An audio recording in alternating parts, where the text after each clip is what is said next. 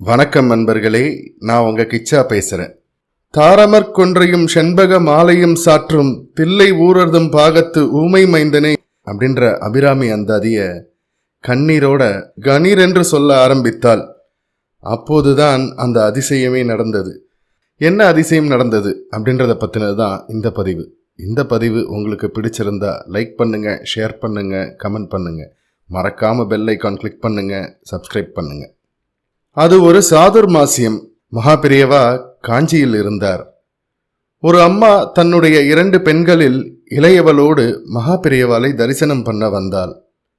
மூத்தவளுக்கு கல்யாணமாகி நல்லபடியாக செட்டில் ஆகிவிட்டாள்.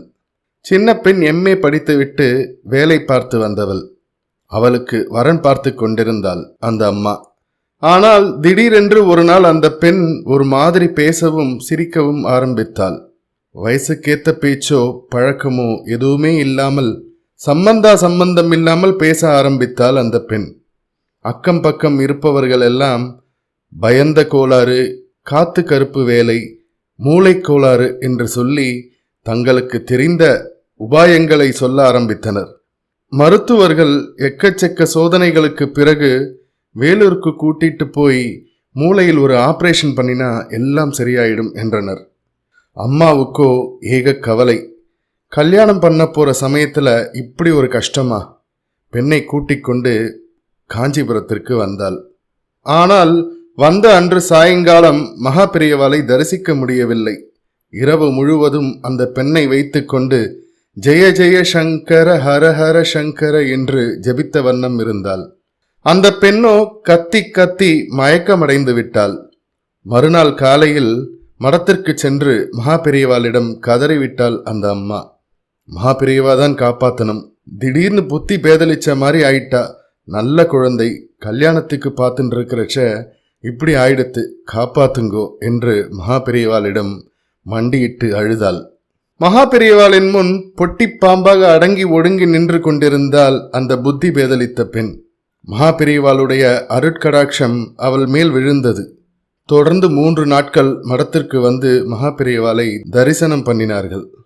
3வது நாள் மகாபெரியவா அந்த பெண்ணை உற்று பார்த்து கொண்டே அபிராமி அந்தாதி சொல்ல ஆரம்பி என்று அந்த பெண்ணிடம் உத்தரவிட்டார்.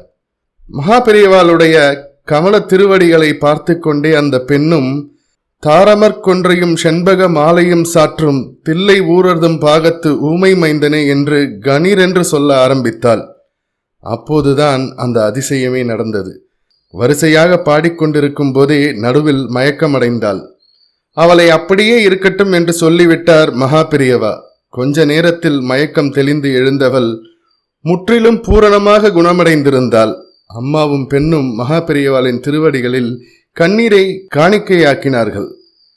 மகான்களின் கருணா கடாட்சம் ஒரு முறை நம்மேல் விழுந்தாலே போதும், கோடி கோடி ஜென்ம வினைகள் பொசுங்கிவிடும். அது நமக்கு பிரத்யக்ஷத்தில் தெரியக்கூட தெரியாது. நல்லதோ கெட்டதோ எது நடந்தாலும் அவர் இஷ்டம் என்று இருந்துவிட்டால் தாயின் கர்ப்பத்தில் இருக்கும் சிசுவை போல நாம் நிச்சிந்தையாக இருக்க அவர் தாயுமான சுவாமியாக இருந்து நம்மை ரட்சிப்பார். இது சத்தியம். ஜெய ஜெய சங்கர ஹர ஹர சங்கர. இந்த பதிவு உங்களுக்கு பிடிச்சிருந்தா லைக் பண்ணுங்க, ஷேர் பண்ணுங்க, கமெண்ட் பண்ணுங்க. மறக்காம பெல் ஐக்கான் கிளிக் பண்ணுங்க, சப்ஸ்கிரைப் பண்ணுங்க. நன்றி நண்பர்களே.